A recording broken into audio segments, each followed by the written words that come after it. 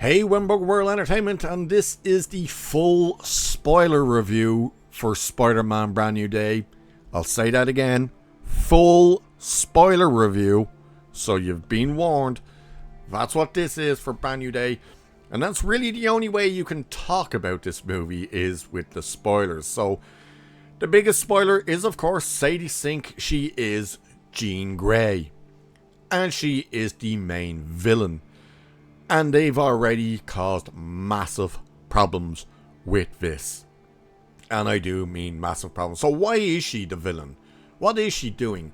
Well, she's trying to find something called VMAX and her sister. Now, I have to admit, I do not remember Jean Grey having a sister. She probably did, but I, for the life of me, don't remember Jean Grey ever having a sister. But she does now, and her sister's name is Sarah. So, she is jumping from person to person, trying to get Scorpion free, so he can go to Damage Control. I forgot their name there for a second. Which I also have to admit, I don't remember Damage Control getting set up. I can't remember whether that was in a Spider-Man movie or some other Marvel movie. I literally don't ever remember Damage Control being introduced, but they are here. And it's really, really strange because she's freeing all these people and it's all to try and get through a door in Damage Control. I keep forgetting their name now. And she thinks the secrets are on the other side of this door. Now, it's never explained how she knows about this door and stuff like that, but okay. Here's the biggest issues they've just introduced with Jean Grey in this movie. They're trying to make her a sympathetic villain by the end. Obviously, she's misunderstood and she was doing it all for her sister and yada yada yada. No, she's just a straight up full-on murdering bitch. Sorry, you didn't introduce Jean Grey. You have introduced Dark Phoenix. Because there's no way you can put this character in an X-Men movie now and have her be the good guy. Because she is not. She straight up murders people. Innocent people. For instance, the scene you've seen in the trailer when the black guy asks Peter Parker when he lands out in the street, he's like, "Hey, you okay, Spider-Man?" And then goes, "Did you get rid of the monster in your head?" And then you see other people kind of walking past going, "Maybe I'll go see her." In that scene, Jean Grey jumps into another guy's head. And at this stage, I'm pretty sure Spider-Man cracked that it is Jean Grey. The person whose head she jumps into now is this construction worker dude. And she's taunting Spider-Man by saying like she's gonna get MJ. And she just has this guy put his arms out like this and just starts walking backwards. And has him walk out into the street so he can get absolutely creamed by a taxi. So she straight up murdered this guy in front of Spider-Man just because, for shits and giggles. You can't undo that. And that's an issue. The chaos she causes through everything she does, including the end when she becomes all powerful. And they do another what they did in WandaVision, where remember when Wanda frees everybody in the town, but they could all still feel and see and stuff like that. Same thing happens in this. And like we can see that people are feeling and they're in pain and stuff because we see MJ starting to cry as she's frozen. When she does that, like, she flat out tells Spider-Man as well, like, you know, you better piss off or I'm just going to kill everybody.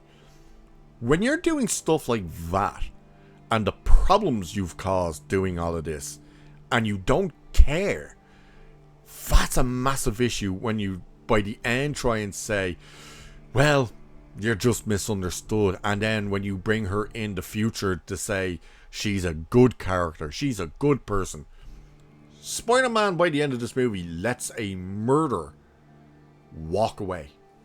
Like, he tells her, leave, like, just run.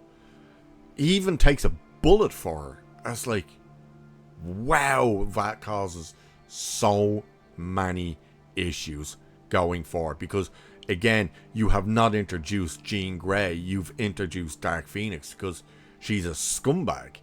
She's out and out, like, she's not, like, jumping into people and saying, hey, Spidey, you know, catch me if you can, type. She taunts him throughout the whole thing, and it's taunting him to say, like, I'm going to get the people you know and love, and I'm going to kill them if you get in my way. You know, you're not stopping me for getting what I want. That is out and out villain. That's not misunderstood. And even by the time she has a good scene, which I alluded to in the non-spoiler, where she goes into, she can't get into Spider-Man's head. She can get a tiny glimpse, but she can't get in until she becomes all-powerful. And then he says, go ahead. So she goes into his head, and he sees that moment of when Aunt May spoke with Peter, when she found out that he was Spider-Man stuff, and she's like, it's basically there with great responsibility, if you remember that scene, but it doesn't quite come out that way, where it was like, oh, you think you don't have to do chores now and stuff because you got superpowers. But they replace Peter with Sadie Sink, Jean Grey, and the conversation worked. But the problem is, that's where you're trying to make this character sympathetic, but she was killing innocent people. She literally walked a guy out to get hit by a car to die. That's what she did. She took over the Hulk, thought she could control the Hulk, but ended up not being fully able to control the Hulk when the Hulk went Savage Hulk, which in turn then means he was damaging shit because of her. And it's just like, wow, this is insane. By the way, there's a massive issue with Savage Hulk and how Peter Parker talks to him and gets him to calm down. So Hulk has Peter dead to rights as Spider-Man. And then he says, please, Mr. Banner, Bruce, it's me, Peter, your friend. And that kind of makes Hulk kind of go rethink and kind of all this and let him go and kind of sacrifice himself by falling out of a window, which it's like, you're the Hulk, dude. You're gonna be fine. You're just gonna leave a hole down there. But it's like, what do you mean? Dr. Banner, it's me, Peter. We're friends. You've never met each other. Yeah, you've been in the same movies together. You've never actually interacted with one another. And you didn't introduce yourself to Bruce Banner earlier in the movie as Peter Parker. You introduced yourself as Ned. And you never took the mask off while talking to the Hulk. So that scene made no sense whatsoever. The whole thing with MJ and stuff, she does end up finding the letter. By the way, with this scene, it's Sadie sinking her. Jean Grey has actually taken her over and he doesn't realise.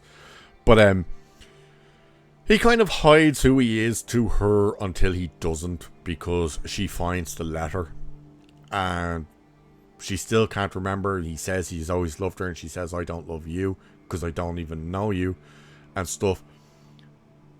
But the implication, they've undone that as well, because by the end of the movie, he keeps going to a flower shop all the time and buys flowers to bring to Aunt May's grave.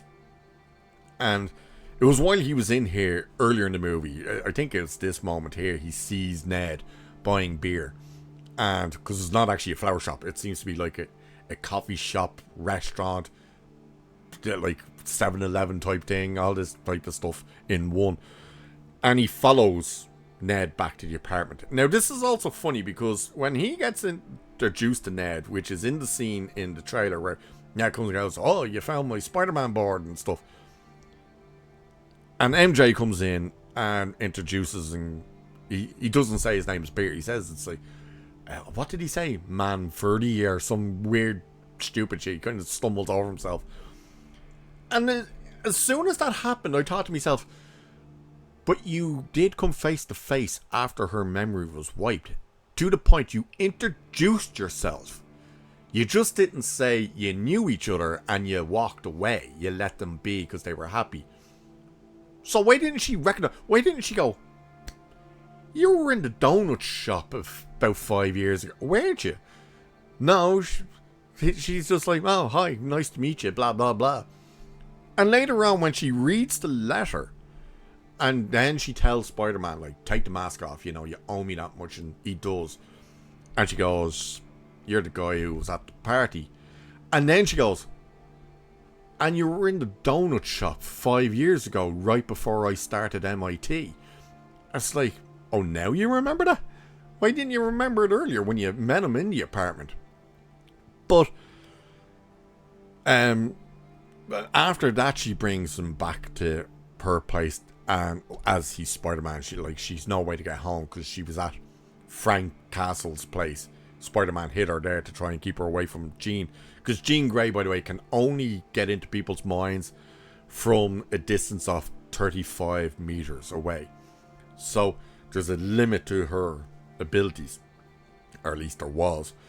But when he brings her back, she's like, hey, do you want to come up and say hi to Ned? And they end up hanging out. Now, he's hanging out as Spider-Man. He's still in the full suit and stuff. And that scene was actually fun, to be honest with you. It's the one scene where it didn't fully slow the movie down. It was actually quite fun, his interaction with Ned and stuff. But it completely gets undone because MJ clearly says something like, I have absolutely zero recollection of you. Like Peter Parker and stuff. Oh, by the way, when he leaves the apartment at that stage, she goes, Peter, be careful. And he's like, yeah. And goes off, and then Ned's like, Spider-Man's name is Peter? But by the end of the movie, he walks in to get the flowers again, and he sees Ned sitting there. And he goes over and introduces himself. So, hey, I'm Peter Parker. And he goes, oh yeah, you're the guy who was at the party. And he shakes his hand. Ned's like, oh, okay. But then he does the handshake that they used to do. And after they do it, or sorry, he didn't even say I'm Peter Parker. He just went over and said hi.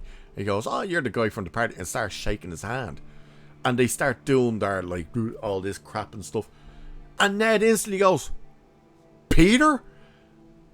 And then the screen goes black, and that's where the credits were. I was like, so MJ seeing Peter Parker's face, reading the letter, has zero memory, but a handshake had Ned remember. How? Like, how? That made no sense to me. It was like so strange. But Sadie Sink, we find out what VMAX is. So the damage control captures her, and they're going to use her. They put her in this weird glass room that they're going to be able to somehow force her to jump. And the signal bounces off and goes back to her, and they can scan her brain because they want to try and replicate it for reasons. And as it keeps happening, it keeps getting stronger, and she's getting stronger. She looks up and she hears this blah, blah, blah, blah, and she looks up and there's an air vent above her.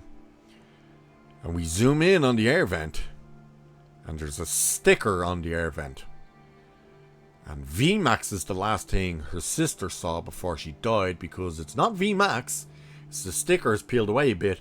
It's Vent Max. What a stupid ass reveal that was. So she's going around killing people looking for VMAX. And in the end, it turns out to be a fucking sticker on a vent.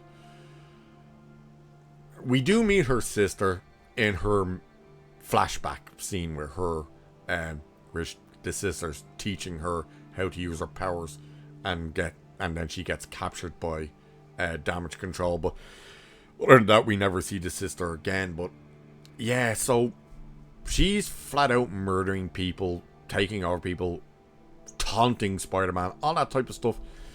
It's pretty unforgivable. It really is unforgivable. And Spider-Man losing control. So what's happening is, after he sees MJ... Oh, by the way, The boyfriend. Remember that's in the trailer and you think that's going to play a big part? No, that's the one and only scene with the boyfriend. It's okay. I can't even remember whether they said his name or not, but either way. That stressed Peter out. So Peter goes home and ends up passing out. He keeps getting headaches. And it's the arachnid DNA is taking over. So it spikes. And that's why he goes to see Bruce Banner. He wants to get the idea of an inhibitor like Bruce's to push back DNA. And he ends up being able to create a universal one, which Banner's not happy about later because it's the case of you can take anybody's powers away. Which you can't. Because he tries to stick it on Savage Hulk and he can't because his skin is too thick. So nothing really to worry about. It gets destroyed anyway, but he creates the inhibitor, but he passes out, and this is before he goes. He passes out and wakes up in the web. So how do they deal with that? He just learns to live with it. Doesn't need the inhibitor anymore, anything like that. It's literally, he just comes to terms that he's both Spider-Man and Peter Parker. And this scene that you're seeing here is after he gets out of hospital, because as Jean Grey is torturing the city and ready to kill everyone, the Punisher tries to shoot her. And Spidey can sense it coming and he takes the bullet for her. And it almost kills him. And then he's in hospital. Without the mask and stuff on, but the mask is at the end of the bed and Frank Castle is there. And guess what? We get to watch the Punisher cry. Yeah. But the first question I had was, so now all the doctors and nurses who worked on him know who Spider-Man is. But Frank Castle goes, hey, don't worry, I got everything under control, kid, and stuff like this. And this is Frank's first time seeing him without the mask. But it's like, how do you have it under control? Who the hell operated on him? Because Frank says they had to cut your suit away. It's like, so who worked on him? Everybody who worked on him now knows that this guy is Spider-Man. But they don't allude to anybody knowing that. And the plan to get him out of the hospital without being noticed is he just walks out in the civilian clothes. All these people are out there hoping and praying, holding a vigil to hope Spider-Man is okay. And then everyone starts cheering, goes, Spider-Man! And he thinks, uh-oh. But looks up in the window and there's Frank Castle with Spidey's mask on and his gloves. And he's doing all this in the window. It's actually quite funny the way it's done. But yeah, Jean Grey is the biggest issue with this movie, as is some of the pacing and the way the movie kind of ends and then starts the second movie with Jean Grey. And yeah, it's very hard to introduce her as the type of villain that you've just introduced her as. And now you're going to try and tell people that she's just misunderstood and she was actually in the right all along. She wasn't. She absolutely isn't. Because, again, she literally walks an innocent man out in front of a speeding car to kill him. So, that is basically the spoiler review. I can't really think of anything else. Something might pop up, but I suppose if we break down the box office during the week, we might, throw it in. I can't really remember anything else, but yeah, that's the spoiler review. So the main spoiler is the fact that the movie is about Jean Grey searching for her sister and VMAX to find out that VMAX is Vent Max, a sticker on an air vent. Fantastic. So with that, I shall leave it there for this one. So do like and share and subscribe and hit that hype button and all that good stuff. And of course, if you've seen the movie, let me know what you think. Cheers, and I'll catch you in the next one.